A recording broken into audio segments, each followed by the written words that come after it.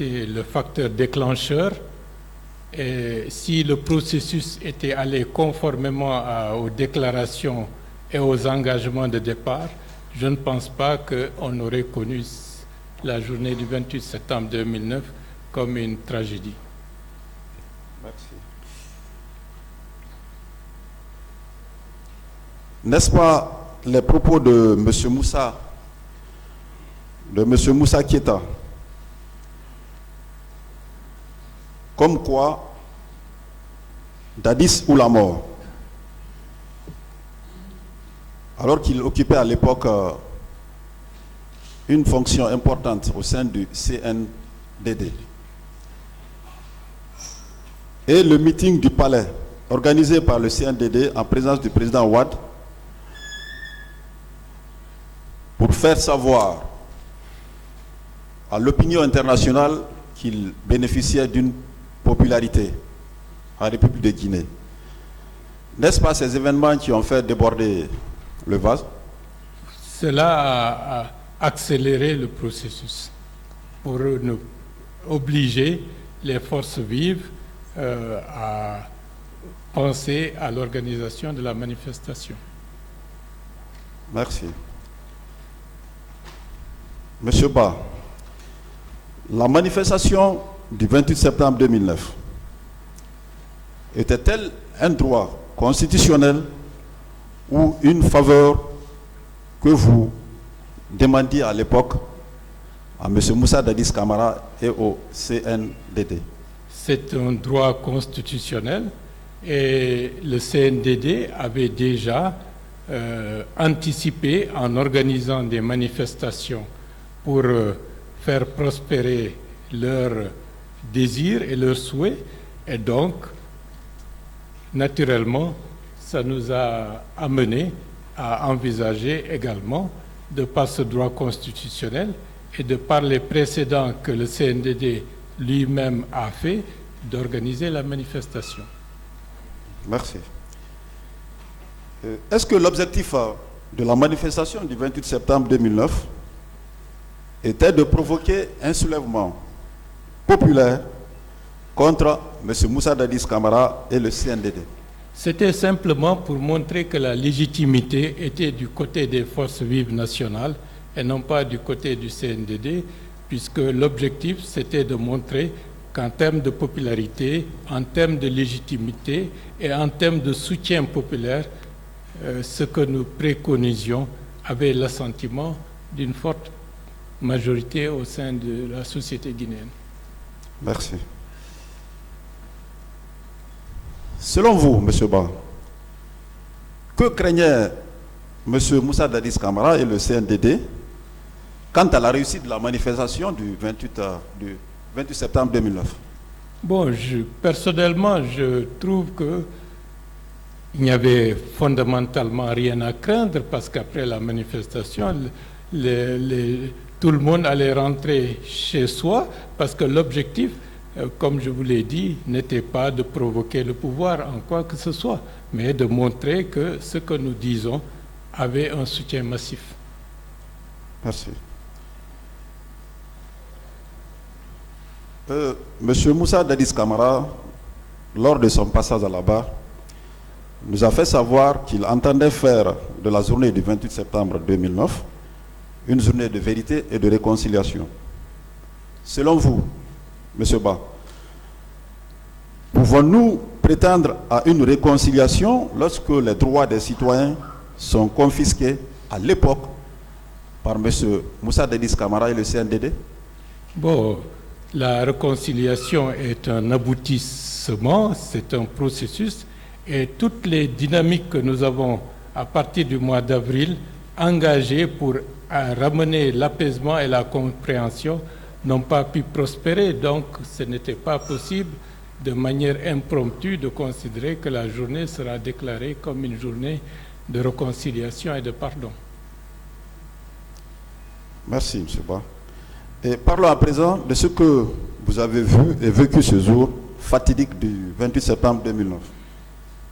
Alors, à votre arrivée sur l'esplanade du stade, quel accusé est-ce que vous aviez constaté la présence sur l'esplanade. Les accusés qui sont dans le box ici. Bon, en dehors du commandant Toumba Diakité et du colonel Thieboro, ce sont les deux personnalités que je reconnais de manière physique. Tous les autres, je ne peux pas être affirmatif. Pour le moment, nous ne sommes pas à l'intérieur, sur l'esplanade, votre arrivée, avant même d'accéder à l'intérieur du stade. Au niveau de l'esplanade, c'était, comme je vous l'ai dit, c'était un rush. On nous a pris, on nous a portés. C'est comme s'il n'y avait plus de force de l'ordre lorsqu'on rentrait dans le stade. Mais voilà, il n'y avait pas d'éléments parce que la foule avait pris le contrôle des environs de l'esplanade du stade du 28 septembre. Ce jour, vous n'aviez pas eu à échanger avec M. Moussa Thieboro Camara?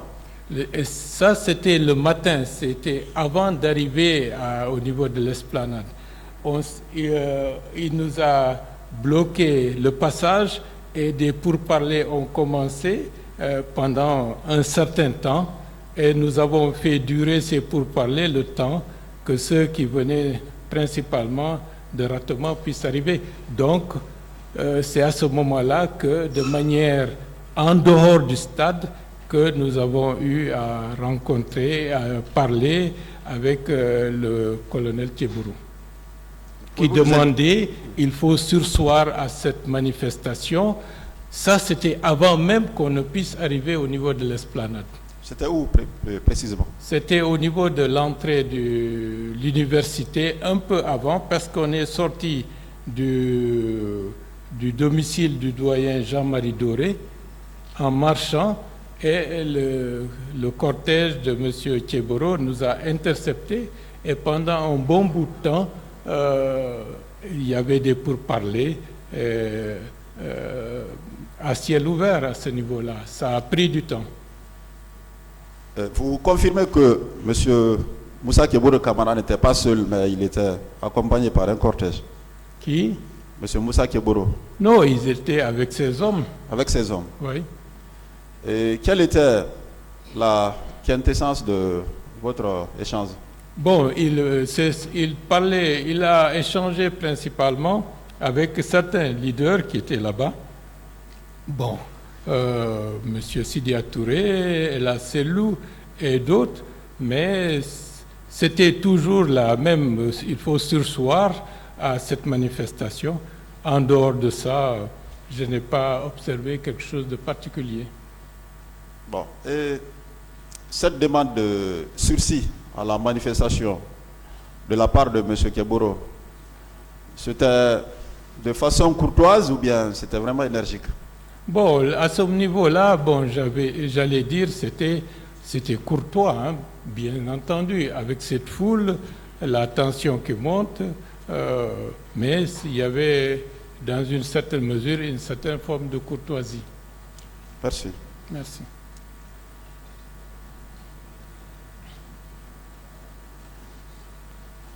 Vous confirmez que ce sont les bérets rouges qui ont tiré à bout portant sur les manifestants? Bon, là, je ne peux pas être formel, puisque je n'avais plus la notion du temps. On est resté combien de temps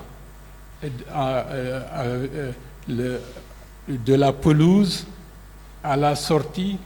Je ne peux pas dire si on a fait 10 minutes, 15 minutes. Et dans les circonstances du moment, mon esprit n'était pas à voir ce qui se passait autour de moi. C'était comment faire pour nous sauver et porter Ella Selou hors de cette enceinte. C'était ça. Donc c'était le reste, c'est comme s'il y a un voile noir. C'était pas le moment de regarder autour de soi, c'était se concentrer sur soi, sur le petit monde qui était autour de moi pour que nous puissions trouver une issue. Et grâce à Dieu, c'est à ce moment-là que le colonel Thieboro s'est présenté. Merci. Je veux parler Du début, le tout début. Du tout début, Voilà. au niveau de là où on était, on a entendu des détonations, il y a eu des tirs, il y a eu des grenades lacrymogènes, mais de par notre position, on faisait face à l'est et la configuration du stade ne nous permettait pas de savoir qu'est-ce qu'il y avait derrière les gradins, que se passait-il. On voyait simplement les gens fuir, donc ce n'était pas évident de dire exactement ce qui se passait, puisque je n'ai pas vu ça de mes propres yeux. Merci, M. Ba. Merci. De l'autre côté, ils ont tenté de remettre en cause la crédibilité du témoignage de la partie civile, Mme Fatoumata Bari. Mais dites-nous, M. Ba, que s'est-il passé lorsque le garde du corps de M. Selouda Diallo a voulu se saisir de l'arme qui traînait par terre? Je lui ai dit de laisser tomber le fusil, parce que j'avais senti que c'était un danger de l'avoir. Et c'était nos vies qui étaient en jeu. Donc je lui ai dit de laisser tomber le fusil et il a obtempéré. Je ne pensais pas que Fatoumata Bari avait été présente à côté, puisque tout ce qu'il y avait autour de moi, c'est comme si, comme je vous l'ai dit tout à l'heure, j'étais concentré focus sur 2 ou 3 personnes. Le reste, c'est comme si c'était le vide complet. Effectivement, Mme Fatoumata Bari a déclaré la même chose à cette barre. Oui. Sur ce, est-ce que cela ne confirme pas la présence effective de Mme Fatoumata Bari au stade du 28 septembre ce jour? Je sais qu'elle y était. Et je sais qu'après, je l'ai vue, j'ai vu d'autres, et pour les accompagner, pour leurs soins au centre mère et enfants. Donc, je suis formel là-dessus. Merci, M. Ba. Merci.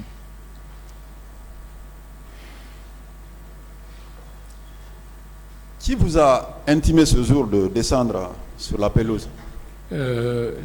C'était la première fois que je voyais le commandant Diakité. Donc c'est lui qui a intimé à tous les responsables de descendre sur la pelouse. Mais dans ce brouhaha, on ne savait pas qui était venu pour nous arrêter, pour nous protéger, pour nous sauver. Tout ça, on n'en savait rien. Personnellement, je n'en savais rien. Tout simplement, il y a eu un ordre et on s'est mis à descendre. Entre-temps, certains ont été agressés et ils essayaient de se débattre. Voilà comment les choses se sont passées. Alors, lorsque vous étiez descendu, est-ce que vous aviez, sur le coup, est-ce que vous aviez essuyé des coups de la part de M. Aboubakar Sidiki Diakité d'Itumba ou son entourage? Bon, j'ai reçu un coup, comme d'autres ont reçu des coups, mais de la part du commandant, je ne l'ai pas vu agresser qui que ce soit. Au contraire, c'est comme s'il était venu exfiltrer un certain nombre de responsables. Mais comme nous étions derrière, les événements en ont jugé autrement. Bien. À quel endroit du stade est-ce que M. Moussa Keboro a pris la relève pour vous embarquer dans son pick-up? On était déjà sorti de la pelouse entre le stade de foot et la clôture le grand périmètre. Il y a des espaces à l'intérieur. C'est à l'intérieur de ce périmètre que de loin j'ai vu le colonel Thiebro arriver et il s'est dirigé vers nous puisqu'on se connaît et il nous a pris en charge. C'était nettement en dehors de l'espace proprement dit du stade. Mais on était toujours à l'intérieur du grand périmètre du stade du 28 septembre. Bien. Et on revient au stade. Vous allez vous efforcer. Est-ce qu'à part les militaires, vous aviez vu ce jour des hommes habillés en civil qui portaient des armes blanches ou des armes automatiques? Bon, ceux qui nous ont poursuivis de la pelouse jusqu'à l'arrivée du colonel Teburo n'étaient pas vraiment des militaires. C'était comme si ils avaient des tenues qui n'étaient pas du tout en conformité avec les tenues militaires proprement dites. Mais bon, ils faisaient comme s'ils étaient des militaires. Bien. Vous avez déclaré aussi que vous aviez remarqué la présence de 2 jeunes qui portaient des masques. Et en fait, les masques, à ce moment-là, c'était calme, il n'y avait pas d'inquiétude, mais je les ai vus avec un masque de fer qu'il avait à ses mains. Je me suis dit, et ils étaient tout au fond les dernières rangées en hauteur. Ça m'a interloqué. Qu'est-ce qu'il faisait avec ça? Cela ne confirme-t-il pas les conclusions de la commission d'enquête internationale quant à l'infiltration des manifestants par d'autres personnes? Non, ça c'est une réalité parce que, et d'ailleurs, ce que j'ai vu, pour être factuel, c'était eux qui étaient les plus acharnés à battre et à donner des coups aux gens à ce moment-là, au moment où on était à l'intérieur du périmètre de la pelouse. Bien. Parlons de la clinique. Vous aviez décrit un militaire qui portait des grenades ainsi que des ceintures de balles. Oui. Est-ce qu'avec le recul, ce militaire ne serait pas M. Marcel Guilavogui? Je ne pense pas, parce que celui qui était vraiment bien arrêté, costaud, c'était lui, le chef. Il avait un t-shirt noir, une ceinture, et puis son allure montrait que c'est vraiment quelqu'un qui avait une expérience militaire. C'est lui qui donnait les ordres. L'autre était simplement comme si c'était quelqu'un qui l'accompagnait, mais qui avait l'uniforme, mais qui n'avait pas physiquement l'allure d'un militaire. Mais il avait ses ceinturons, balles, et puis des grenades étaient accrochées dessus. Mais je ne peux pas les reconnaître de manière formelle. Ce n'est pas évident. Merci, M. Ba. Quel soutien vous aviez eu après avoir subi cet événement au stade du 28 septembre? Quel soutien est-ce que vous aviez eu à l'époque de la part de l'autorité de l'époque? Personnellement, comme tous les autres responsables des forces vives, au lendemain du 28 septembre, certains le 1er, le 2 ou le 3 octobre, sont allés à l'étranger. J'estimais que ma présence était ici et je me vois en train encore, quelques jours après, de déambuler dans les rues de Kaloum, comme si de rien n'était, mais c'était fait exprès parce qu'il ne fallait pas montrer que, en tant que responsable, qu'il n'y a personne sur le terrain et que tout le monde s'est évanoui. Et j'ai fait exprès de venir à Kaloum, marcher. La seule chose que j'ai faite, toute la famille a été évacuée dès le 1er octobre. Femmes, enfants, moi je suis resté sur place. Et par la suite, nous avons reçu un don de notre fédération d'Angola de $10,000. Bon, c'était quelques semaines après, et nous avons établi une liste pour aller de concession à concession, collecter les informations et distribuer une petite contribution, parce que ce qui était le plus important à ce moment-là, il ne fallait pas que les gens se sentent abandonnés. Cette contribution-là provenait de qui, vous dites? De notre fédération d'Angola, qui, suite aux événements, a estimé qu'il était important d'envoyer de l'argent pour que les premiers secours puissent se faire. Est-ce qu'il y avait eu autant de la part du CNDD à l'époque? Moi, je ne les ai jamais rencontrés à ce sujet. Et s'ils l'ont fait, je ne suis pas au courant. Cela ne confirme-t-il pas qu'il n'accordait aucun intérêt à la peine de ses victimes? Bon, vous savez, on vivait une période très troublée. Peut-être que même s'il faisait des choses, moi je n'étais pas au courant de ce qu'il faisait en direction des victimes.